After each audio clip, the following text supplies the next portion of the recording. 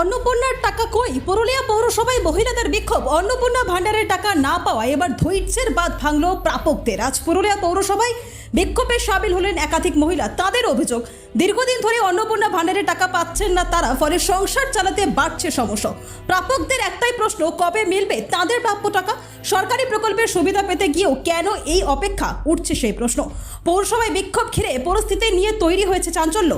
এখন দেখার কবে মেটে এই সমস্যার সমাধান। দেখুন সেই চিত্র।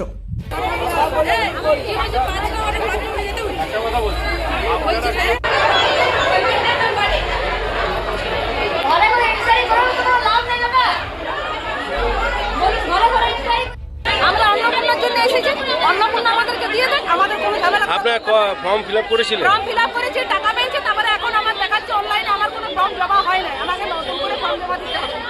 আমার ইস্যু দেখাচ্ছে আমার শাশুড়ি পেনশন পায়, শাশুড়ির সাথে আমার কোনো লিঙ্ক নাই, এমনকি আমার যা পেয়েছে। তাহলে আমার জায়ের শাশুড়ি থেকে আলাদা ছিল না, সব শাশুড়ি ছিল? হ্যাঁ, আমার শ্বশুর দুটো বিয়ে করেছিল, এই অন্নপূর্ণাটা না হলে আমি জানতাম না।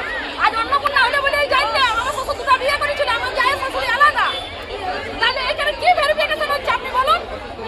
যার কেন্দ্রীয় সরকারের পেনশন, রাজ্য সরকারের পেনশন, দুতলা ঘর, 4 চাকা গাড়ি, তার ঘরে ঢুকে গেল অন্নপূর্ণা, আর আমাদের কিছুই নাই। আমার বর বেকার, আমি বেকার, তাহলে আমাদের ঘরে ঢুকছে না কিসের জন্য?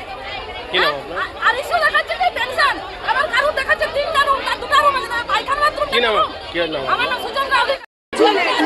অনলাইনও করেছি, অফলাইনও করেছি, ইনকোয়ার গেছে 2 বার, ইনকোয়ার বলেছি। এখন প্রুফ হয়েছিল, এখন আবার 3টা রুম দেখাচ্ছে, এখন আর হচ্ছে না।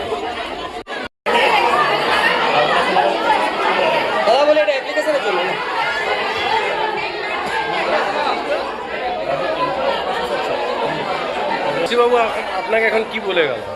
আমাকে বলে গেল এই ফর্মটা এখন যাদের আন্ডার ইনকোয়ারি আছে তাদের ফর্মটা ফিল আপ করছে, এটাই বলেছে।